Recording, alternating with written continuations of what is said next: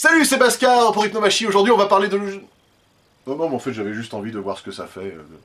Salut, c'est Bascar pour Hypnomachie. Je suis avec mon ami Gauthier de la chaîne Après-demain. Voilà, et on va discuter un peu ensemble. Générique ? Oui.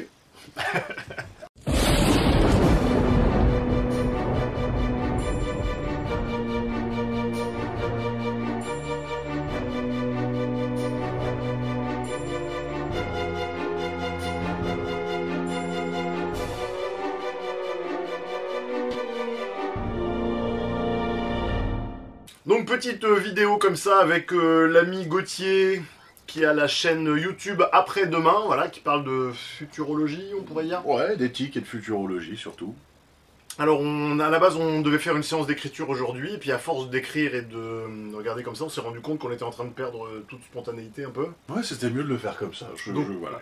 Donc du coup, on a le fromage de chèvre et une tasse de thé. Non, c'est bien. Voilà, donc on vous le fait complètement nature, voilà, enfin, complètement nature, en tout cas aussi nature qu'une caméra braquée comme ça le permet. On parlait de quoi du coup ? De ce qu'on avait en commun sur notre expérience de youtubeur, sur le fait de pas avoir de facilité à se faire comprendre des fois lorsqu'on communique dans certaines vidéos. Je sais pas comment toi tu l'as vécu. À force qu'on se côtoie, j'ai une vague idée, mais c'est vrai que moi, il y a plusieurs fois où ça m'est arrivé de poster des vidéos, de voir un type qui me dit, ouais, genre, bon, qui arrive comme ça, qui te fait un message, qui résume ta vidéo en disant un truc que tu n'as absolument pas dit, genre, mais vous êtes un con, c'est absolument de la merde, vous n'avez pas lu tel bouquin, et en plus, on voit bien que vous dites, et là, après, il finit sa phrase, et il te fait dire vraiment un truc qui n'a rien à voir avec le propos de ta vidéo. Puis alors t'essaies de recadrer, puis le mec en fait est là, il a besoin d'un type pour dérouler un scénario, pour te mettre un costume, et il vient, il pose son commentaire en disant genre non mais vous êtes encore plus un con, alors toi tu recadres genre, bon en fait à chaque fois que tu recadres, le mec récupère ça pour dire genre, pour en fait dérouler son scénario tout seul, et c'est vrai que ça me fait souvent sur les commentaires un truc où je dis bon, je laisse tomber, maintenant je supprime les commentaires parce qu'en fait je vois même pas ce que ça apporte à qui que ce soit, c'est pas honorant pour lui et en fait c'est mon espace privé, je fais ce que je veux. Mais c'est vrai que ça me fait toujours plus tiquer quand je le vois sur des débats de gens qui partagent une vidéo, et spécialement sur des débats de gens qui sont vraiment intéressés par le sujet. C'est-à-dire qu'il y a des gens qui commentent et qui disent bon bah je suis intéressé par le sujet, voilà, j'écris quelque chose, bon, et on discute. Et puis il y a d'autres gens qui sont vraiment sur des forums de futurologie ou des forums transhumanistes ou des choses comme ça, qui sont eux complètement intéressés par ces sujets, qui ont une vocation à être plus ou moins spécialistes de la question, en tout cas à lire tout ce qui s'écrit dessus, à regarder tout ce qui se produit dessus. Et ces mecs-là, en général, ou ces filles-là, ont tendance à regarder ça, et je me dis, putain, c'est grave, c'est-à-dire que venant de gens qui sont censés avoir une expertise à propos d'un sujet, il y a quand même cette idée de ne même pas écouter en fait le fond d'une vidéo, ou de réagir à l'émotion carrément en plus. Donc là, tu parles vraiment de gens qui, ou par exemple ont des doctorats, enfin on sait ce que ça vaut, enfin je veux dire le diplôme ne fait pas la compétence du gradé, mais assure l'humilité du non gradé. Hein. Peut-être, j'avance cette phrase-là, mais je veux dire, sans couper le monde en deux avec les doctorants d'un côté et les non-docteurs de l'autre, machin, tu parles de réactions comme ça de la part de gens qui sont en tout cas des experts de premier plan, en première ligne. Ah je le vois aussi là-dessus, c'est-à-dire pas que de la part de non-experts, et j'avais vu aussi les commentaires de ta vidéo sur la zététique, où je voyais des zététiciens qui avaient l'air en plus de même pas en fait avoir vu ta vidéo, alors qu'il avait lu en reformulant avec où tu dis, attends, quand il écrit le commentaire, t'as l'impression qu'il espère que ça va passer, qu'on va voir qu'en fait il a transformé le propos pour que ça critique. Et il y a un truc où moi du coup je me dis des fois, bon, est-ce que ça vaut le coup même de faire des vidéos, parce que autant dans des discussions de cœur à cœur, ça m'arrive de discuter avec des gens, d'avoir des gens qui reconnaissent une réalité extrêmement différente de la mienne, et de dire putain, à la fin on a réussi à s'enrichir. C'est pas que je l'ai ramené à ma réalité ou que lui il a été ramené à la mienne, c'est que ok, j'ai intégré que dans ta réalité il se passe ça et que le monde est pluriel, ok, et toi t'as intégré ça, c'est cool, on est ressortis enrichis tous les deux. Ça, quand il y a ça je suis super content. Mais dans le cas d'une vidéo, je me dis putain, à quel point est-ce que c'est possible, dans le sens où on est dans un niveau de réalité inférieur, entre guillemets, parce que là je renvoie à ma théorie sur les niveaux de réalité, mais c'est que dans un niveau de réalité, enfin le niveau de réalité pour les internautes, un niveau de réalité dans lequel il y a en face une véritable altérité, dans lequel on puisse faire ce que tu dis, c'est-à-dire ah ok, pour toi c'est pour ça, ah ok, parce que moi je le vis plutôt comme ça, mais d'accord, pour toi il y a ça, là il y a une vraie altérité, j'arrête pas moi de parler d'altérité dans les vidéos, dans les commentaires, dans les trucs, et c'est tant qu'on n'est pas à ce niveau-là, bah il n'y a pas vraiment d'autre, et le problème c'est que ça c'est McLuhan qui dit ça, c'est le messager et le message. Oui. C'est-à-dire dans une certaine mesure, en fait, le support que tu utilises pour véhiculer un message, c'est-à-dire un livre ou YouTube par exemple, etc., influe sur le message en lui-même. Et le problème c'est que YouTube, le support YouTube en tant que tel, est d'un niveau de réalité N-1 par rapport au niveau de réalité où il y a une véritable altérité. Bien sûr. Donc du coup, justement, dans quelle mesure est-ce que les messages, je dis nous, tu me dis si, justement, l'altérité, valide-moi si, machin, mais le message que nous, en tout cas, je vais me contenter de parler pour moi, que moi j'ai envie de faire passer, en fait, se prête incroyablement mal au format YouTube, et où je le savais avant, parce qu'on en avait déjà parlé il y a 2 ans, avant que moi je lance ma chaîne, et ça fait 2 ans que je suis dans une espèce de posture d'ado rebelle un peu abaffé qui dit on m'a dit que c'est ça, mais non, moi je veux tester par moi-même, etc. pour vérifier par moi-même que c'est pas possible. Et aujourd'hui j'en arrive effectivement au fait que effectivement les théoriciens qui disent ce genre de choses sur les niveaux de réalité ou sur d'autres choses similaires, ou qui expriment tous la même réalité par des prismes différents, de la sémantique, de la psychologie, la machin, en fait ils ont juste raison quoi en fait. C'est parce que je vois bien que le message passe pas. Mais pour autant, j'arrive quand même à en voir dans le tas. C'est-à-dire que sur le fait qu'il y a une audience, effectivement, je vois carrément les mecs que tu décris là-dessus. Et puis il y en a aussi qui me disent putain mais super, génial, enfin, etc. C'est-à-dire que tu vois, je me demande s'il n'y a pas un truc de pas non plus se focaliser, tu sais, de se focaliser sur ce qui est intéressant et de pas perdre d'énergie sur ce qui n'est pas. Moi, au début, quand je faisais ça, je disais, bon, c'est chaud parce qu'on sait que... Enfin, on sait. Il semblerait que quand les gens voient quelque chose qui est vraiment très très loin de leur vision du monde, ils en viennent des fois à rejeter le tout en bloc et à être renforcés dans leur vision du monde. Et alors quand toi, en plus, tu produis des vidéos où le but n'est pas de changer d'avis en leur disant pas votre vision du monde elle est pourrie, juste tiens, regardez, il y en a une autre, on peut faire un truc avec les deux, en général, ça c'est déjà trop. C'est-à-dire que c'est d'un niveau de réalité déjà N+1 par rapport à YouTube, ça revalide encore la même théorie en fait. Oui, mais alors par contre ça m'est arrivé en vrai aussi, même en cœur à cœur, des fois il y a des fois où tu discutes avec la personne, bon, pas plus tard qu'hier j'ai une discussion sur la peine de mort où je me disais putain, je discute avec un gars et lui était farouchement contre la peine de mort, mais en même temps il était émotionnellement très choqué, donc là il commençait à avoir envie d'être pour, et je disais, mais en fait il y a peut-être moyen de ne pas être pour ou contre, de comprendre, au moins avant de prendre une décision, d'essayer de comprendre, d'accorder de l'humanité en fait à toutes les parties en présence, et cette personne était déjà pas... En fait, le fait que je dise déjà ça, ça veut dire que c'était déjà angoissant pour lui, enfin quand on en a discuté, c'était angoissant qu'il y ait la possibilité que les deux aient raison potentiellement, que les deux aient leur raison à eux. Et c'était très dur du coup parce que... j'ai arrêté la conversation en changeant de sujet, un truc, parce que c'est vraiment... j'ai du mal à trouver la motivation d'y aller quand je vois qu'en face, putain, il n'y aura pas en fait la possibilité qu'il y ait plusieurs réalités qui coexistent, il y aura juste un truc très simple et même dans les milieux scientifiques c'est difficile parce que souvent là je vois sur beaucoup de réseaux sociaux des gens qui postent des trucs en anglais, ils disent science doesn't care about what you believe, genre la science ne s'en fout de ce que tu crois. Ce qui est un mythe complet. Mais bien sûr, je pense que c'est faux, la science complètement si on remonte et qu'on se pose la question comment est-ce que je sais les choses, il y a forcément un moment où on arrive où on dit oui mais si je pose la question 20 fois de plus, N-1, N-2, N-3, il y a un moment où j'aurai pas assez d'énergie pour agir dans le monde, donc je suis obligé d'admettre arbitrairement des trucs. Et ça, c'est la partie de la science qui s'occupe complètement et qui considère complètement ce que tu crois et non pas ce que tu sais. J'ai l'impression en fait de marteler, de remarteler les mêmes trucs, tu sais, sur plein de vidéos, et quelque part ça me nave parce que je préférais aussi justement qu'on discute d'autres choses, tu vois. Mais c'est vrai que je te rejoins complètement là-dessus, et ça revient justement sur ce que je disais dans la vidéo sur la zététique, qui était que mais même sans parler de zététique, là on parle juste de science, mais tant qu'on est dans un conflit mimétique entre le croyant et le scientifique, en fait on est foutu. Oui, on est foutu. parce que ça nous télécommande au niveau subconscient, et tant qu'on n'a pas fait un énorme boulot là-dessus, effectivement, ça va se rejouer avec la violence, la négation de l'altérité de l'autre, etc. C'est d'une simplicité biblique, sans jeu de mots, mais entre la simplicité de la théorie je crois que c'était Boris Cyrulnik qui avait dit cette très jolie phrase, dans un interview j'avais vu, il disait j'ai mis 20 ans à comprendre qu'avant de parler, il fallait que je rende l'autre capable d'entendre. Ouais, c'est très beau, j'aime beaucoup. Mais ouais, ça rejoint les traditions spirituelles où ils disent un lieu, une personne, un moment. C'est ça. Ou quand l'élève se tient après, le maître est prêt à apparaître. Mais il y a un truc où finalement, moi c'est vrai que les vidéos, je me suis demandé ce que je faisais au début. Il y a plein de gens qui m'ont dit ah, mais quand est-ce que tu fais des prédictions, quand est-ce que tu feras des trucs genre il y a plusieurs personnes qui m'ont envoyé comme ça sur des messages privés ou sur les commentaires Facebook sur après-demain, quand est-ce que tu vas faire un calendrier, genre...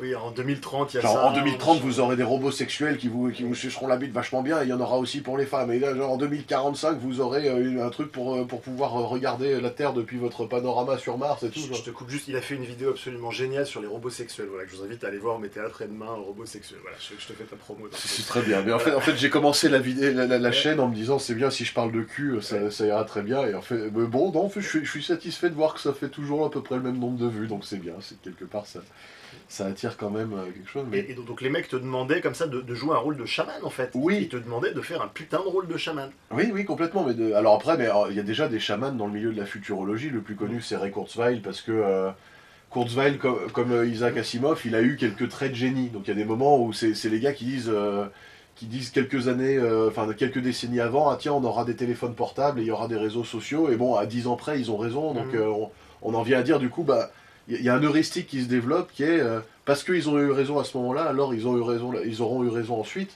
Et c'est vrai que pour moi, ce que j'aime, toi tu parlais du signe noir dans une de tes vidéos de Nassim Nicolas Taleb, moi j'aime bien sa manière à lui d'envisager le futur, qui est une manière subtractive et non pas additive, c'est-à-dire ça n'est pas en disant je veux faire une prédiction en imaginant ce qui va se passer, et c'est pas parce que la personne a eu raison 5 fois de suite qu'elle aura raison ensuite. C'est plutôt, ok, où est le point de tension, où est le point critique du système, et autour de ce point critique-là, ok, là ça peut se péter la gueule, donc c'est là qu'il y a une prédiction à faire. Tu peux peut-être expliquer un peu plus pour les auditeurs oui. La notion de point critique du système, etc. Le point critique d'un système, c'est peut-être simplement de dire, ok, là je vois qu'il y a une faille structurelle, il y a une tension, un point de friction humain, par exemple dans notre société. La monnaie, par exemple, les crypto-monnaies, c'est un bon... Voilà, les crypto-monnaies, par exemple, une prédiction qui consisterait à jouer le rôle de chaman, pour reprendre tes termes. Un chaman des crypto-monnaies serait quelqu'un qui dirait investissez dans le bitcoin, c'est la monnaie du futur. Quelqu'un qui simplement aurait comme intérêt ce sujet-là et qui voudrait ne pas être un chaman mais essayer de repérer un point de tension, il dirait on voit que les crypto-monnaies permettent des choses que les monnaies actuelles ne permettent pas. Si la technologie nous permet de surmonter les derniers petits problèmes que les monnaies actuelles permettent encore et que les crypto-monnaies ne permettent pas, alors ça risque de péter grave et les crypto-monnaies vont remplacer les monnaies standards. Mais on ne peut pas dire quelle crypto-monnaie va remplacer, est-ce que c'est Bitcoin, Ethereum ou Ripple, ça on ne sait pas. Et d'ailleurs on peut saluer, il y a des mecs comme Rick Falvinge qui est suédois et qui était président je crois du Parti Pirate, qui dans une interview disent non, vous ne pouvez pas dire que le Bitcoin sera un truc du futur, sera la monnaie du futur, et c'est marrant parce que c'est l'un des plus grands promoteurs de la monnaie Bitcoin Cash. Et il avait la perte de couilles et l'honnêteté de dire non, c'est pas parce que je promeux ça que c'est la monnaie du futur.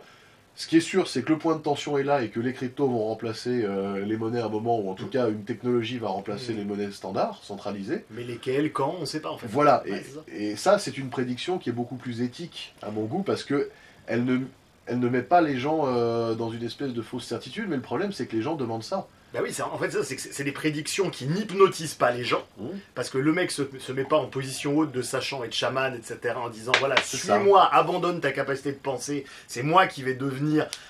C'est la notion de symbiose, de l'analyse transactionnelle. Parce que je vais être ton parent. Je vais être ton parent, etc. Et sous-entendu, toi, tu n'as plus de capacité, tu n'as plus de parent intérieur, c'est moi qui fais le parent. Et on en revient sur les pulsions régressives aussi dont je parle dans certaines vidéos, parce qu'en fait c'est ça, c'est le plus dramatique, c'est pas qu'il y ait des gens qui hypnotisent, c'est le nombre de personnes qui disent hypnotise-moi s'il te plaît. Oui, Parce que quand j'avais fait moi tu sais, les vidéos sur la démocratie, en plus on avait déjà fait d'autres travaux ensemble il y a des années, nostalgie, voilà, on avait fait un documentaire là-dessus, etc. Et il y avait plein de gens qui disaient, une fois que j'avais validé justement la démocratie machin, qui disaient ouais mais qu'est-ce que tu mets à la place, c'est-à-dire qu'il y avait un truc qui disait mais et pareil pour les pervers narcissiques, combien j'ai de personnes qui disent oui mais comment on les appelle alors, etc. C'est-à-dire que dès que on déconstruit, ça va nous ramener sur ce qu'on disait tout à l'heure sur Anal Génocide peut-être, mais dès qu'on déconstruit quelque chose, il y a une masse gigantesque de toutes les personnes qui sont en état de régression en âge, qui disent fais chaman, fais papa pour moi, c'est-à-dire que qu'est-ce que je dois penser à la place si tu m'enlèves mon hochet psychique. Oui, alors ça, j'ai déjà des gens qui m'ont dit après-demain, vous devriez faire des formations de self-défense intellectuelle ou machin, c'est très bien et tout ça. Bon, voilà, c'est vrai que du coup, moi j'essaie de garder le projet, j'essaie que ce soit pas ma manière de gagner ma vie. J'ai dizaines de manières de gagner ma vie différentes, parce que en fait, si le projet après-demain était une manière de gagner ma vie, j'aurais le conflit d'intérêt, le fait de devoir en faire chaque semaine, quitte à rogner un peu sur la qualité. C'est marrant, d'ailleurs on le voit aussi quand un comique qui fait des vidéos sur YouTube passe chez Canal+, ou ailleurs, en général, il est obligé de produire toutes les semaines, donc il chie un texte tous les matins, et du coup ça devient un peu... ouais, ça perd en spontanéité, en fraîcheur, il y a l'exigence industrielle, si je puis dire.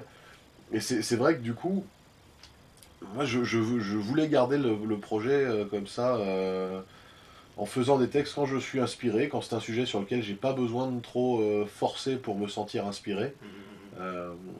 Au moins pour éviter d'avoir cette dépendance vis-à-vis du projet, éviter de fabriquer une égrégore, enfin un truc où... où tu te forces à y aller et puis tu dis merde, la qualité baisse quoi. Ouais, c'est ça. Et c'est vrai que bon, sur les commentaires YouTube notamment, ou Facebook, bon, il y a ceux qui viennent, genre, bon, tu sais pas trop s'ils ont compris, tu sais même pas quoi répondre parce que t'as un truc où oh putain, t'es même pas sûr qu'on a regardé la même vidéo, tu sais même pas de quoi ils parlent.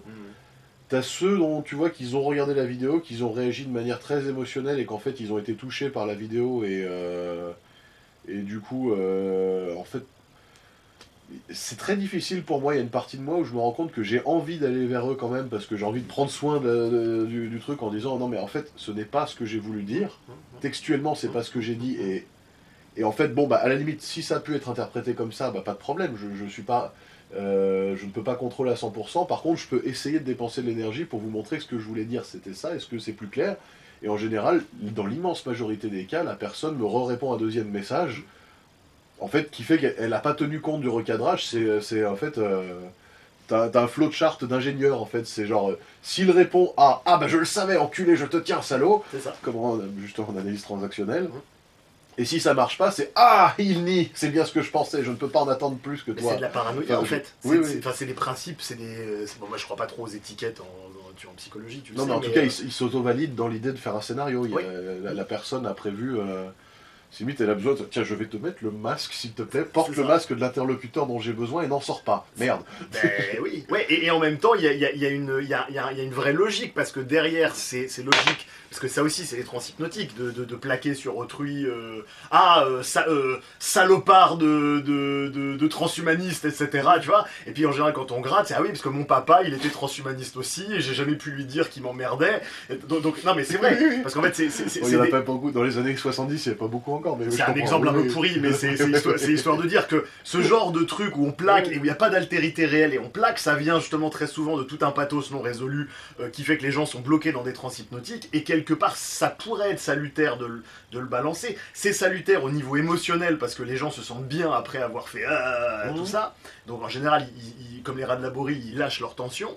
Mais et en plus, pour peu qu'ils amènent de la conscience, et c'est là le putain de point critique sur lequel on s'interroge là, c'est qu'est-ce qui fait qu'il y en a qui vont réussir quand ils le font à se dire mais pourquoi je lui balance ça dans la gueule en fait? Qu'est-ce qui me dérange? Et d'autres qui sont dedans. Et je crois, il me semble que ce qu'on... là où on réfléchit un peu ensemble devant vous, là, c'est qu'est-ce qui fait qu'il y en a qui arrivent à avoir ce que la tradition appelle, les traditions spirituelles appellent l'observateur intérieur branché, Mhm. et d'autres qui sont complètement Ouais, perdus le petit en... moment d'éveil qui fait attends, qu'est-ce qui est en train de se passer là? C'est ça. Mais justement, moi après, il y a des fois où ça m'arrive, alors je me dis putain, il faudrait essayer de faire des expériences sociales, on en avait parlé, de dire enfin, est-ce que ça vaudrait pas le coup genre quand un mec fait, un youtubeur, ce genre de truc là, qu'on se mette à 5 en allant dans le sens du mec qui fait la critique pour surcharger, genre. Moi, quand j'ai fait une vidéo sur la démocratie, alors j'en ai eu plusieurs, j'ai quand même été très touché de voir que j'avais des gens qui étaient très orientés à droite, qui me disaient ah, putain oui, mais je comprends du coup pourquoi les gens de gauche souffrent avec mes propos, putain merci. J'avais des gens très à gauche qui me disaient putain ah oui mais ouais ok, ben, je veux bien faire un effort, c'est difficile mais je comprends, ok ça me confronte et merci et tout ça. Et puis j'avais donc après des gens qui me collaient des trucs. Donc, dans les cercles libertariens, et Dieu sait que je valorise vraiment beaucoup la liberté individuelle, mais dans les cercles libertariens, j'avais des gens qui disaient oh putain, mais c'est un mélanchoniste, d'ailleurs ça se voit avec sa coupe de cheveux, de machin. Et les mecs commençaient à partir en boucle. Et dans des cercles plutôt mélanchonistes, c'est genre bah oui, ça c'est encore un connard de suppôt du capital, mal blanci, genre ultra-libéral et tout. Je disais ah, putain, mais en fait c'est un concours de mots-clés, les mecs. Et je me disais, en fait, là, c'est génial. Le mec, du coup, t'as le libertarien qui te traite de mélanchoniste. Ça aurait été cool qu'il y ait, qu'on appelle 25 potes à ce moment-là et qu'ils disent, ouais, c'est ça, ce putain de mélanchoniste plus 2. Enfin, histoire que peut-être le mec, enfin, que ça fasse Bah, réfléchir les gens. si on assume en fait, si on assume la logique sacrificielle et qu'on la surjoue histoire d'essayer de péter le pattern. Ouais, mais ça pourrait être pas mal parce que du coup, à la fin, est-ce que à force, si on est 25 à surjouer la logique sacrificielle en allant dans le même sens que ce gars-là, genre faudrait le buter, que le mec dise non, quand même pas, quand même, qu'à la fin, le mec, peut-être le commentateur, faudrait voir si ça marche sur lui, mais Je me demande comment on pourrait faire ça. En tout cas, ce qui peut être rigolo, c'est vous aussi en commentaire, vous avez des idées de qu'est-ce qu'on peut essayer de faire. Tu vois, je sais pas, peut-être de faire des vidéos ouais. spécifiques. Balancer des expériences sociales, ça Ouais, des idées de protocole parce que il y a des trucs à faire. On avait parlé déjà de ces personnes qui allaient à la fête de l'UMA. Tu sais, de ces gens qui allaient à la fête de l'UMA et qui tenaient par exemple des discours justement libertariens, machin, mais avec des mots-clés communistes, oui. c'est-à-dire qu'ils parlaient pas de... Il parlait pas de, par exemple, il parlait pas de privatiser, il parlait de décentraliser. Voilà. Et d'un seul coup, Et de redonner au peuple. Ouais, voilà. Et alors là, du coup, les mecs disaient ouais, redonner au peuple, c'est bien. Alors privatiser, ça faisait machin. Et en fait, ils avaient réussi à obtenir l'assentiment en fait de la foule simplement en jouant sur des mots clés qui renvoyaient à un champ sémantique de leur idéologie, sans se rendre compte que sur le fond, ils étaient complets. Et ça, c'était parce que ça veut dire que le système 2 est totalement débranché. Ah ouais, moi là, quand j'ai entendu, c'était un youtubeur qui s'appelait le French Libertarien, notamment, qui avait comme ça invité une personne qui est. Je sais qui c'est, mais je sais pas si je faut que je la nomme ou pas. Donc, dans le doute, non. Dans le doute, je la nomme pas pour respecter sa vie privée. Ouais. Mais qui était allé à Nuit debout faire un discours entier en disant voilà, je suis. Je suis là pour vous expliquer comment on peut décentraliser, etc. Et les gens étaient ouais, c'est formidable. Et en fait, au début, ça m'a vraiment fait un choc émotionnel. Je me suis senti extrêmement triste en mode mais putain, mais ce monde est foutu. Il y avait un truc, je me disais c'est pas possible. Enfin, et en même temps, d'un autre côté, je le voyais lui qui était très positif en disant bah c'est bien, ça veut dire qu'en fait avec Nuit debout, on a des points communs et qu'on peut se concentrer sur ce qu'on a en commun déjà. Et je me disais bon c'est cool. Je le voyais faire une belle leçon d'altérité dans la bonne humeur. C'est vraiment cool. Est-ce que quelque part, en fait, c'est simplement le constat que le néocortex d'un individu se développe par l'éducation, une certaine forme de culture, d'amour, etc. Et est-ce que c'est pas simplement le constat qu'il y a énormément de gens en fait chez qui il n'est pas ou peu développé dans certains domaines, et où en fait du coup, quelque part, il n'y a pas moyen d'aller les chercher avec des arguments rationnels. Enfin, je suis simplement en train de refaire comment il s'appelait là, le TF1 vendu du Patrick Lelay, là, du temps de cerveau disponible. Simplement cette espèce de pragmatisme un petit peu triste d'un certain point de vue, mais qui est quand même le réel, qui est que, parce que si c'était pas le cas, oui, le monde serait autre, quoi. Oui. Alors après, c'est...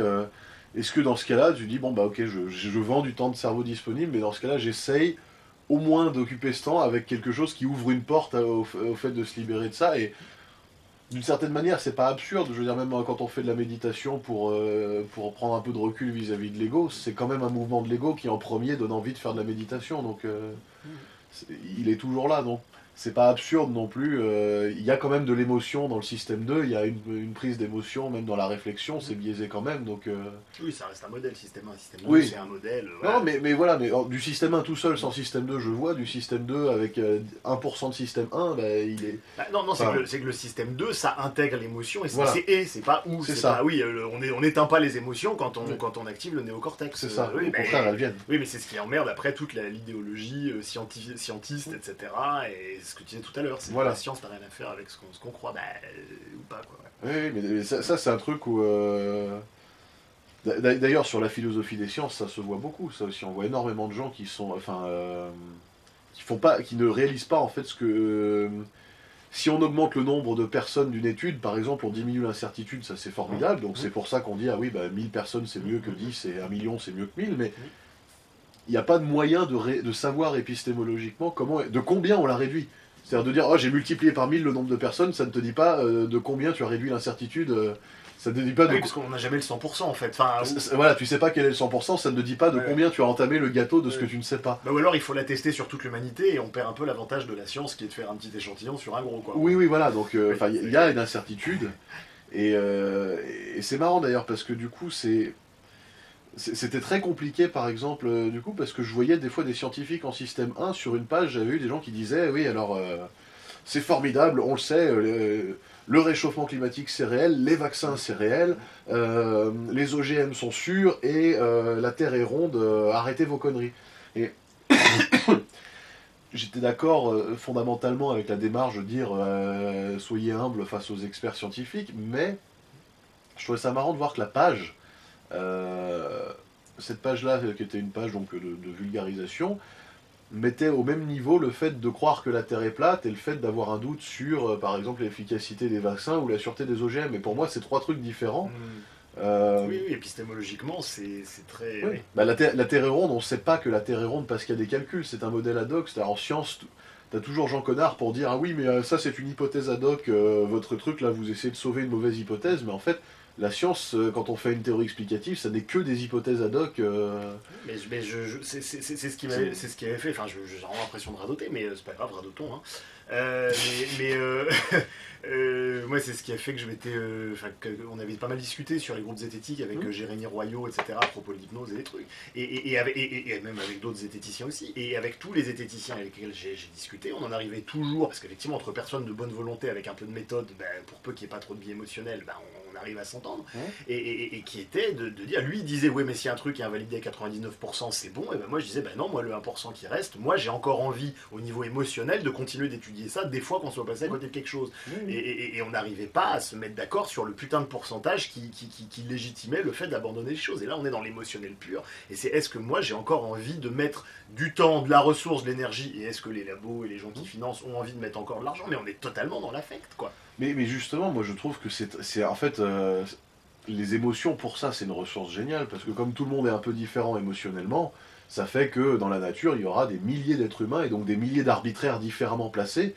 Et en fait, il n'y a même pas besoin de placer le curseur en y réfléchissant, les émotions s'en chargent pour nous, ce qui fait qu'il y aura des gens qui diront bah moi à 75% je suis sûr et ça fait des gens plus orientés action, des gens qui à 1% seront sûrs et peut-être des fois ils trouveront des trucs. Et des gens qui à 99,9% auront encore envie de questionner parce qu'ils seront toujours pas sûrs que le soleil va se lever demain, mais c'est pas absurde. Bah, c'est une stratégie mixte naturelle oui, et c'est voilà. ça qui est génial, quoi. C'est-à-dire qu'à l'échelle d'un humain, ça paraît absurde, mais à l'échelle de l'humanité entière, le fait qu'il y ait des émotions et des différences là-dessus, c'est très important. Et c'est vrai que, du coup, sur cette page-là, je voyais le mec mettre les trois trucs, mais finalement, le coup de la Terre est ronde, il se rendait pas compte que c'est pas les calculs qui prouvent que la Terre est ronde qui ont clos le débat, c'est le fait qu'il y ait des gens qui y soient allés dans l'espace et qui aient regardé. Mais la personne mettait ça sur le même niveau que les vaccins et sur le même niveau que la sécurité des OGM. Alors moi c'est vrai que bon j'ai tendance à être plutôt favorable émotionnellement aux OGM dans le sens où je suis pas choqué par le fait qu'on modifie le vivant, j'y accorde pas une valeur sacrée. Je trouve ça pas absurde d'améliorer son confort et bon. Juste pour ceux qui suivent Hypnomachine depuis un moment, là c'est un bon exemple de Nexus, les OGM, voilà. Non mais c'est évident en nous, mais on fait une vidéo. C'est complètement un nexus, notamment dans les milieux où on est sociologiquement sur une histoire de retour à la terre ou de préserver la nature, le côté sacré. Enfin, on joue à Dieu, des choses comme ça.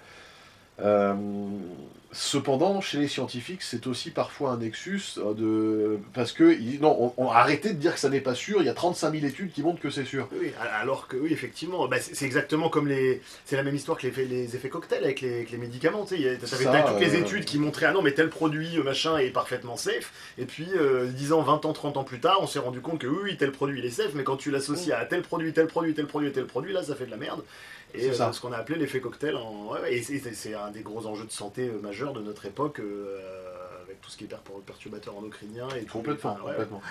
C'est un gros problème. Hein. Et c'est vrai que moi de mon côté, c'est un truc où de ce point de vue-là, bon, soit tu l'as déjà vu sur mon mur Facebook, c'est souvent le théâtre de bataille entre des gens extrêmement différents.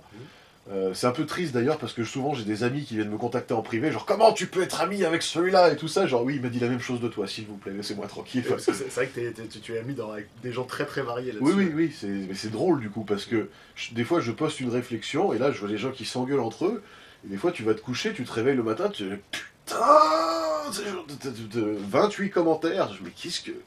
Et les gens vraiment s'engueulent sur des trucs où en plus te prennent à partie quand toi t'es le posteur original du post, où toi en fait ta réflexion était complètement ailleurs, et où, bon, tu sais même plus quoi dire à la fin, je m'arrange juste pour modérer les trucs vraiment d'attaque personnelle, parce que j'ai envie d'offrir un espace privé où il y a au moins un peu de...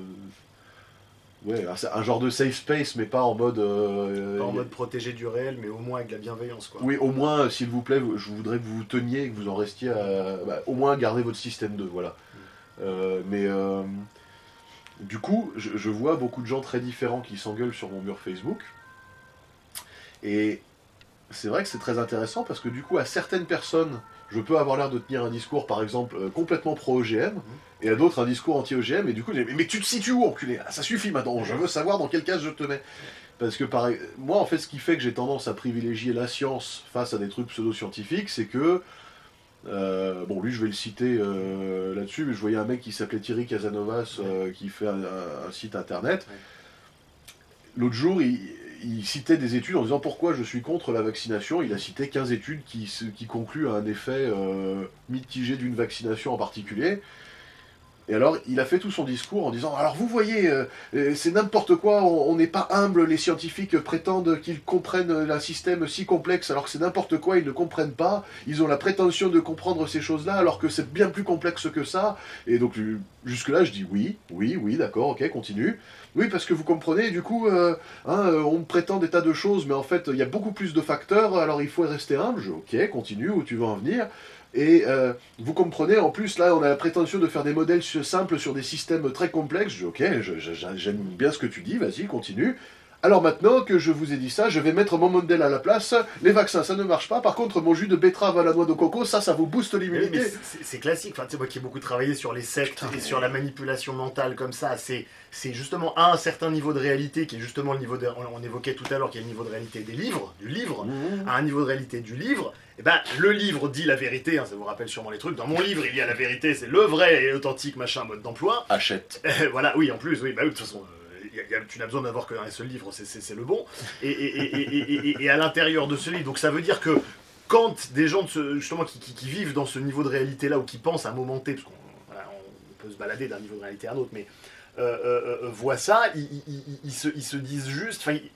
Quand ils regardent des gens qui ont une démarche scientifique, qui ont donc en fait accepté un peu d'incertitude dans les modèles, mais de l'incertitude calculée, etc., enfin bref, du rationnel scientifique, il y a un côté, c'est trop incertain, quoi. C'est pour ça qu'ils vont te faire tout effectivement un catéchisme sur oui, mais on sait pas, la carte n'est pas le territoire, oui, donc prends ma carte. Tu fais stop, non, là il y a oui, là il y a un truc où genre, mais t'aurais pu t'arrêter juste avant, c'était cool. Et à la limite, si le mec il disait je vends mes jus de grenade, betterave bio, etc., parce que c'est cool, voilà, point, prenez-le, moi c'est comme ça que je vis. Je vous montre mon mode de vie, si vous avez envie de me suivre, très bien, parce que je considère que là, il y a une incertitude par là, même si son incertitude, elle était de 0,00001% sur les vaccins, moi je suis ok pour le suivre, pour qu'il propose au monde une autre manière de vivre.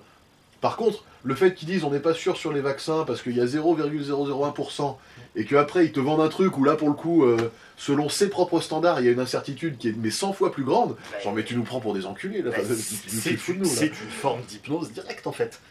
Oui, On introduit du doute dans le modèle du monde de l'autre pour ensuite, une fois que le petit enfant à l'intérieur de l'autre fait mais alors qu'est-ce qu'on fait, etc. Je fais j'ai ma solution à 22,95 €.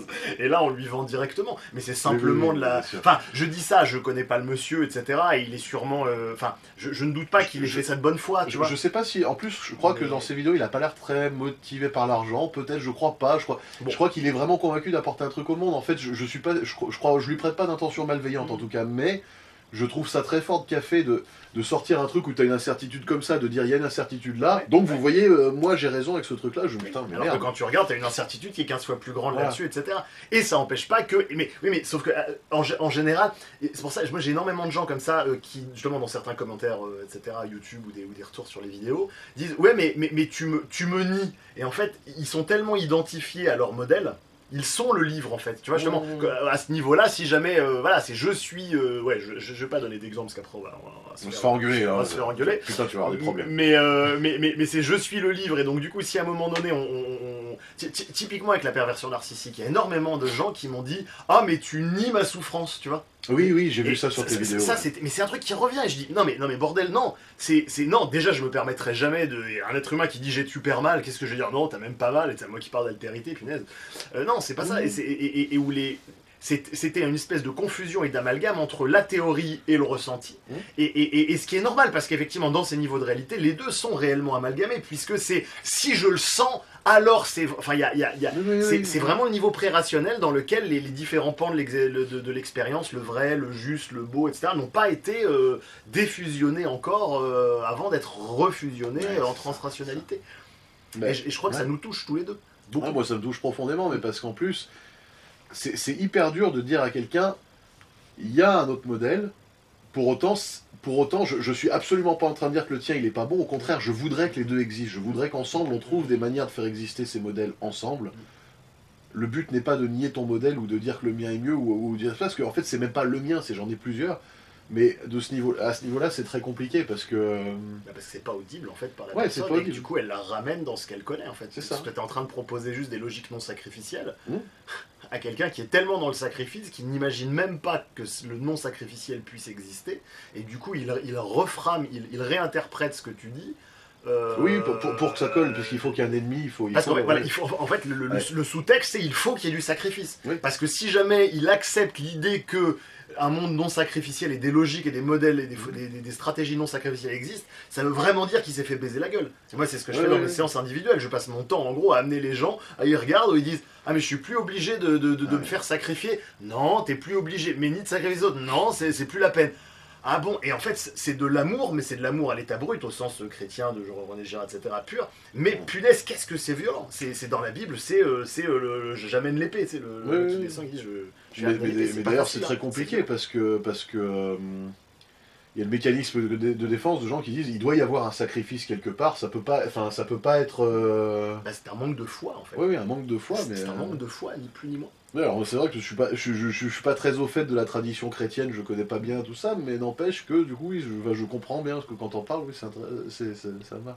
T'as un mec qui te regarde droit dans les yeux, qui dit moi j'y suis allé, tu lui dis non, prouve-le-moi, tu vois, moi je suis allé en Australie, ça existe pas, démontre-le-moi, tu vois, ça paraît absurde, mais pourtant... Ça je l'ai eu, parce que là je m'occupe... Je m'occupe d'enfants, on dit en France, enfants difficiles. En fait, c'est souvent, pour moi, c'est souvent des enfants en fait qui ont très peu reçu de la part des parents, qui ont été eus par accident ou quoi. Et les enfants, en fait, les parents en ont tellement rien à foutre que c'est pas souvent, voilà. Mais donc on m'a dit une fois comme ça, voilà, il faut que tu ailles t'occuper d'enfants difficiles. Alors moi, je suis allé. Et à un moment, je raconte comme ça un truc, mais pour moi qui était super con, je expliquais, tiens, il y a un mec qui est capable de faire un saut périlleux sur un fil comme ça, un truc de funambule enfin, tu sais, sur YouTube, et le mec il me fait, ouais monsieur, vous y croyez, sérieusement, et Théma, il croit que sur YouTube c'est vrai et tout, oh putain, tu sais, genre, et vraiment, tu sais, pour eux, je me disais, ah ouais, mais comment on fait pour se rejoindre dans ce cas-là? Leur modèle du monde était très restreint en fait. Ah mais parce qu'en fait, ils avaient tellement l'habitude qu'on leur fasse à l'envers dans leur milieu social. Et en plus, tu dis, mais attends, parce qu'on t'appelle comme prof de méditation et de relaxation, et tu fais presque un boulot de psychothérapeute dans ce truc-là, comment est-ce que tu files à des mômes ce truc-là, alors que, en fait, quand ils vont revenir dans le milieu social, une fois qu'ils vont sortir de la salle de cours où toi tu fais ton truc bienveillant, ils disaient, je vous aime bien, mais une fois que je suis sorti, le monde, il m'attend toujours au tournant, et t'es là, putain, c'est la violence du truc, où je crois que vraiment, j'ai chialé en sortant du cours avec les mômes, je dis, oh putain, mais la violence du truc, quoi. Je le sens encore en entendant. On en revient à quelque chose Ouais. dans les. Bah ouais, c'est vachement tout. Bah, c'est terrible parce qu'on est confronté à l'impuissance face à d'autres frères humains et qui en plus ont envie de s'en sortir et qui nous le confient à mots couverts dans l'alcôve d'une relation. Ah ouais, mais même en plus, en traitant ces mômes-là en méditation, tu sais, en les traitant avec toute la bienveillance que je pouvais montrer, des fois, il y en avait, où il y en a un qui a un môme, il me dit, ah, monsieur, est-ce que je peux vous prendre un mouchoir? Parce que là, je crois que je vais pleurer et tout. Tu dis, putain, mais le môme, il est mais d'une sensibilité et tout ça. Et t'as une nana qui était dans le groupe aussi, une des gamines, qui dit, ouais, sale tarlouse, et je dis, oh putain, merde, genre, c'est. Tu sais, au moment où il ouvre un peu, alors du coup, à chaque fois, il faut que je les prenne entre quatre yeux, où tu dis, mais en fait, mais j'aurais du plaisir à passer du temps gratuitement avec des mômes comme ça, genre en tête à tête, en fait, parce que même en groupe, c'est déjà difficile, en fait, tellement il y a de la défensive. C'est un des principes de la théorie des niveaux de réalité, c'est que justement, c'est qu'à un moment donné, le contexte aussi te détermine les structures cérébrales que tu actives, et que ça veut dire que justement, parce qu'on est dans une idéologie individualiste dans notre société, mais sauf qu'en fait, les groupes exercent sur nous des pressions énormes, et je sais pas pourquoi, mais ça, enfin, si je vois pourquoi, mais ça me fait penser aux migrants et aux idéologies progressistes de gauche qui disent si, venez, on va les faire arriver, où les mecs font des viols en série en Allemagne, etc. Parce que justement, ils viennent avec des bulles de leur niveau de réalité dans d'autres trucs.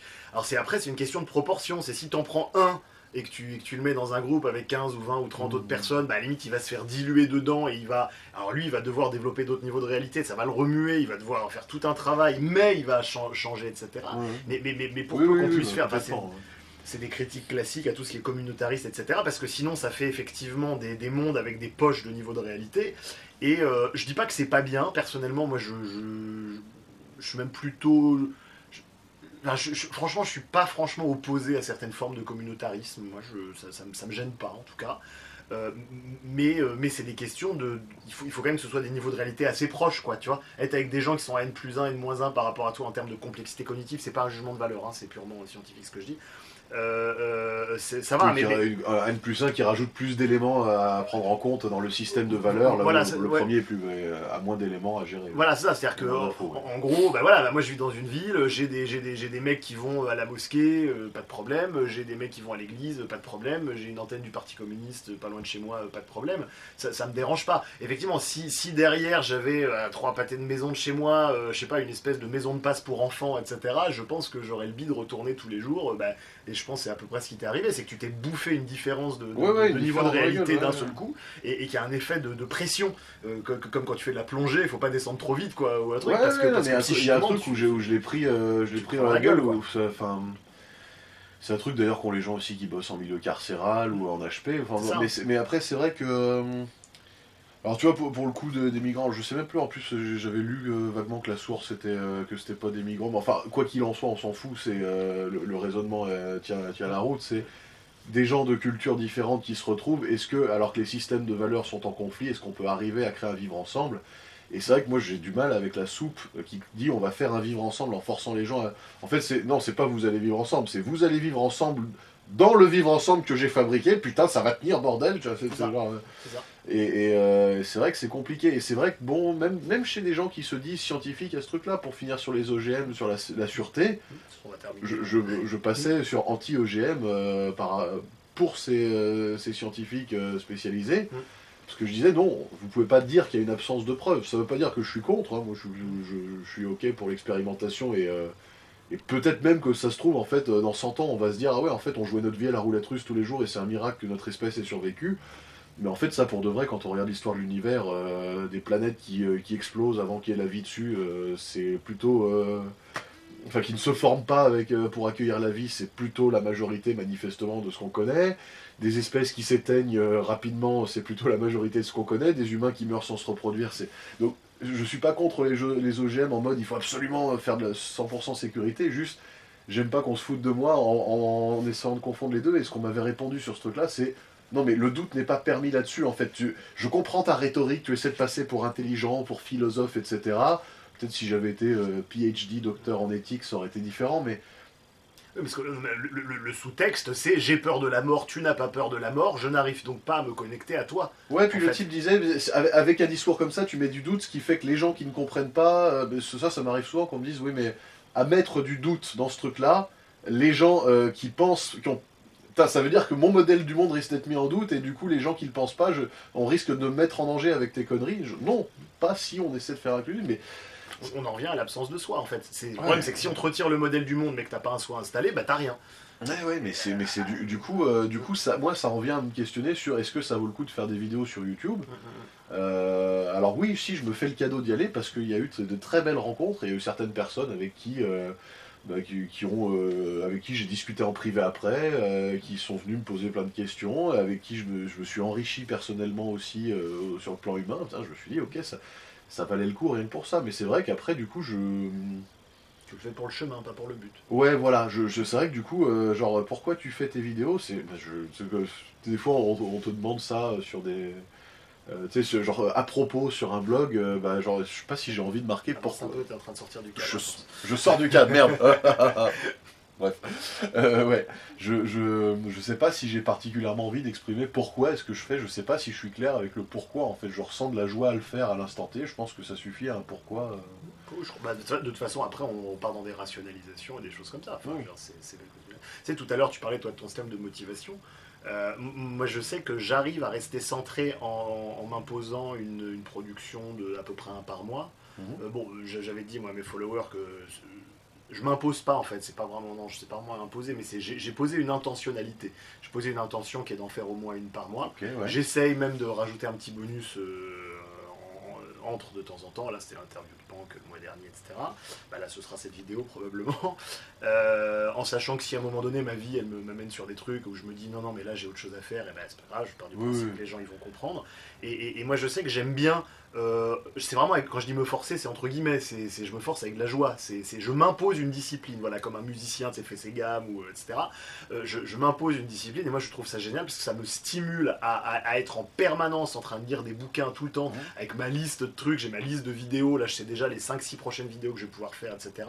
Et où le fait comme ça d'avoir posé des thèmes que je ne traiterai que dans des mois, ça fait que je peux lire plein de bouquins là-dessus, mais être en mode sérendipité, c'est-à-dire j'ouvre le truc comme ça, de temps en temps, ah il y a des sources sur tel thème, ah vas-y, je prends, et où voilà, je pose des intentions en restant cool avec moi, donc je trouve ça intéressant, c'est différentes stratégies, mais qui ne transigent pas sur le même besoin qu'est d'être centré quand on fait le travail, quoi. Oui, oui, le centrage est avant tout, et puis après, alors c'est vrai que toi je vois que tu prends des infos et que ça te motive à prendre des infos. Moi j'alterne souvent par genre une période où je bouffe de l'information de manière pantagruélique, je vais faire une vingtaine de cours sur internet, des MOOC, des trucs en informatique, en biologie, partout. Ok, c'est bon, c'est intégré. Maintenant, je vais faire 6 mois où je vais pondre des vidéos, des articles, des trucs, et puis après, je recommence. Enfin, moi, j'alterne voilà, j'alterne gloutonnerie, transmission transmission depuis des années, mais c'est. Alors moi, je suis tout le temps dans ce truc de comme ça, etc. Mais du coup, ça me fait penser à ça, tu vois. Alors, on parlait des youtubeurs. Je vois plein de youtubeurs en fait qui ont fait leur carrière en clashant d'autres youtubeurs. Oui, on en parlait tout à l'heure sur Anal Génocide, c'est ça Je pensais à plein de gens, je pensais à... Alors je pense, Anal Génocide, il faisait pas trop du clash au début, mais il faisait de la déconstruction. Oui. Bah, voilà, enfin oui, en fait, oui. Donc le clash est une forme un peu plus agressive et rustique de déconstruction. C'est ça. Disons que le raptor dissident qui clash Marion Séclin essaie quand même de déconstruire ses arguments, c'est juste qu'il rajoute un champ lexical associé à mettre une petite claque-claque et des trucs, ou bon voilà... mais de ce point de vue-là, moi ça m'éclate de voir ces gens-là en début de carrière, souvent, parce qu'au début, une grande partie d'entre eux a des arguments intéressants. Ça me faisait plaisir de voir Usul démonter des arguments de la Manif pour tous, ou de je sais plus quel... Je sais pas si... Je sais plus, mais Usul qui se met très à gauche sur l'échiquier politique, il le dit lui-même, bon bah... J'aimais bien voir ce qu'il faisait quand il démontait les arguments de droite, parce que alors là il est super bon pour déconstruire les mythes fondateurs d'un truc en face, il est super bon. Je glisse, moi j'ai une chaîne comme ça, alors pareil, qui est une chaîne d'un mec qui est très très très à gauche là-dessus, voilà, avec lequel je suis en total désaccord au niveau des idées, non mais complètement, Ok. je veux dire, quand je l'écoute je dis oh putain, etc. Et j'aime bien son travail, D'accord. je trouve que c'est bien fait, etc. Ça s'appelle le Stagrit, voilà. Ah, mais je connais. Tu connais ça? Voilà, enfin, voilà, je file ça pour les gens, c'est une chaîne que j'aime bien. Enfin voilà, en tout cas, moi ça m'éclate de voir des gens d'extrême gauche qui démontent les mythes d'extrême droite, des gens d'extrême droite qui démontent les mythes d'extrême gauche. Ça me fait une source d'infos intéressante pour me dire, ah oui, plusieurs mythes se démontent entre eux et c'est cool. Au moins comme ça, je sais où ne pas aller, je sais ce qui a été réfuté en termes Voilà. de Popper, en termes de Karl Popper, la philosophie des sciences, je sais ce qui est déjà réfuté. Ok. Ou en tout cas, ce qu'il est déjà un peu à moitié. Bon, bah, en fait, j'ai le choix entre aller dans des zones où je sais pas si ça a été réfuté et des zones où je suis sûr que ça l'a été. Bon, bah, autant aller où je ne sais, voilà, où je sais pas que c'est faux, en sachant que je vais peut-être tomber sur le mur qui montre que c'est faux aussi. Bah, tant mieux, c'est comme ça qu'on apprend en science pour de vrai, vraiment au sens strict du terme. Mais du coup, là, je m'éclate à voir même des gens de la Manif pour tous démonter des idéologies progressistes, à voir dans les groupes transhumanistes, bah, des techno-progressistes démonter des trucs d'un gouvernement conservateur, voilà. Et puis en général, ces gens-là, ça dure jamais très longtemps, parce que la plupart du temps, leur truc s'enferme. C'est-à-dire que, ok, ils ont maintenant des gens qui sont ravis en fait. En fait, c'est pas qu'ils sont ravis par la réflexion, c'est pas le système. Eux, ils ont commencé à faire tourner leur système 2, et en fait, ils n'ont pas parlé au système 2 en face. Il y a l'effet pervers, c'est qu'ils ont parlé au système 1. Ils sont devenus chamans, et où ils disent aux gens, on va dégommer la frame des autres, Mais oui, et voilà. vous allez être du côté du plus fort si vous me suivez. C'est ça, Et du coup, c'est c'est l'ennemi de super mon ennemi et pervers. mon ami. C'est ça. C'est en fait, à la fin, oh, n'est-ce pas merveilleux de haïr les mêmes choses? Et en fait, t'es là, mais ah oui, mais en fait, non, le spectateur moyen d'un youtubeur qui fait de la déconstruction, c'est probablement quelqu'un qui est content, en fait, J'aime bien Monsieur Phi pour ça, il a au moins il a le mérite d'essayer de déconstruire de plusieurs manières. Ah, moi j'adore ce qu'il fait. Et j'admire l'intégrité du mec où il essaie de déconstruire un postulat en disant dans cette vidéo j'ai tenu tel postulat, là je vais tenir le postulat complètement inverse et vous allez voir que c'est cohérent et je me dis putain ok On le voit qui en jouit d'ailleurs de dire là tu m'as suivi, hein. Et ben en fait non, paf, je te l'ai fait à l'envers. C'est ça, mais moi j'aime bien. D'ailleurs moi dans une vidéo je parlais je m'offusquais du couple de sourds qui voulaient éditer leurs embryons pour qu'ils soient sourds comme les parents. Mais je vais pas tarder là, c'est juste que c'est la prochaine vidéo. On vous mettra la vidéo en lien. On vous mettra les liens, mais dans une autre vidéo, là, je vais pondre l'inverse en disant, mais on pourrait aussi s'offusquer du gouvernement qui empêche les enfants de devenir sourds. Il y aurait plein de raisons philosophiquement intéressantes à explorer aussi. Et c'est vrai que bon, en fait, ces gens-là souvent deviennent chamans, et à partir de ce moment-là, bah, ça y est, la pas du gain est là, et en plus les tipis deviennent nombreux, la pub, et même ceux qui gagnent pas d'argent, finalement, ça y est, l'appât du gain, c'est pas forcément financier. Le conflit d'intérêt peut être aussi simplement de dire putain, mais je me sens dans mon rôle. On oublie souvent que dans une secte, un gourou il remplit la faille de l'adepte, mais que l'adepte remplit largement la faille du gourou. Ouais, c'est clair. Le gourou est en souffrance aussi, même s'il gagne plus de thunes. Mais parce que moi je sais que j'avais certaines personnes qui m'avaient interpellé comme ça, qui m'avaient dit ah mais tu parles de tel Nexus, par exemple, tu sais, sur la vidéo sur le socialisme par exemple. Tu vois. Oui, je me souviens. Il y en avait qui m'avaient dit genre ouais mais tu fais les comme quoi oui il y a des Nexus au socialisme, mais parle aussi des Nexus du capitalisme. C'est-à-dire qu'il y avait une espèce de quasiment de sophisme du juste milieu, de dire bon tu m'as dérangé mais dérange tous les autres aussi. Oui, tu vois, et que je trouvais mais extrêmement mignon parce que c'était une façon de vouloir un rapport égalitaire au monde, ce qui revenait en méta à ne pas intégrer le sophisme du socialisme qui est de vouloir un truc égalitaire aussi. Donc c'était intéressant. Bah oui, en méta, c'est super savoureux. C'est super savoureux, c'est-à-dire que c'est des mécanismes de défense que je vois très très bien, parce que, et là encore, on est, ouais mais attaque aussi le mec d'en face, on est encore dans ce putain de conflit mimétique, de dire le mec d'en face, le camp d'en face, donc c'est encore pensé en termes de... Franchement je sais même plus comment faire pour faire passer ce message, je crois que j'ai complètement laissé tomber, que j'ai mes idées de vidéos, que je fais mon truc, je me dis les mecs vous prenez pas, moi je m'en fous, je fais mon machin, c'est... Parce qu'après il faut draguer les gens et j'ai pas envie de faire ça en fait. Il y a des études en connexion neuronale, enfin en neurosciences qui tendaient à dire conclure qu'on ne peut pas changer plus de 5% des connexions neuronales d'un coup. Oui, après les mecs deviennent tarés. Ouais, mais de toute façon ils te laissent pas faire. 5% des connexions. Ouais, mais une personne qui a déjà ne serait-ce que 10 ans d'existence, 5% c'est déjà énorme. Et alors, quand t'as 30 ans, 5%, putain, ça commence à... tu perds quoi du coup? Tu perds 1 an et demi de ta vie, enfin 1 an et demi de connexion neuronale à faire péter en temps cumulé, c'est monstrueux. Bah, t'as Einstein qui disait, j'aime beaucoup, qui disait le bon sens, c'est l'ensemble des préjugés acquis avant l'âge de 18 ans. Oui, c'est super, j'adore ça. Mais là, du coup, ça fait que, putain, en fait, il y a aussi le truc, il y a une phrase comme ça, je sais plus de qui c'est, mais qui dit le problème des utopistes, c'est qu'ils sont pas clean avec l'idée qu'ils ne verront pas le résultat de leur action de leur vivant. J'ai reformulé, je pense qu'il disait pas clean. Moi, ça m'a fait chier. Pendant très longtemps, je voulais vraiment y arriver, et un jour, je me suis pris la baffe que ce serait juste mort, etc. Et que en fait... Et en même temps, c'est intéressant, parce qu'on peut aussi jouir de ça en revenant au moment présent. Oui, et en arrêtant voilà, en arrêtant justement d'être dans des transes de futurisation, de progression en âge, etc., qui sont aussi des transes hypnotiques pour revenir à la simple réalité, en fait. Et ben alors dans ce cas-là, voilà, on a juste à dire merci à tous d'avoir suivi notre longue discussion. Voilà, n'hésitez pas à me dire dans les commentaires si ce format comme ça, un peu de discussion, vous plaît ou pas. Si oui, qu'est-ce qui vous plaît, sinon qu'est-ce qui vous déplaît, etc. pour voir qu'on vous en refasse pas si ça vous plaît pas, ou qu'on en fasse plus si ça vous plaît, voilà. Moi j'ai été content. Et moi aussi. Et la chaîne de Gauthier, c'est après-demain, on vous la met dans la description. Et voilà. Salut Internet. Au revoir. C'est passé comme 2 doigts dans le cul d'un moine. Hop. On va la garder.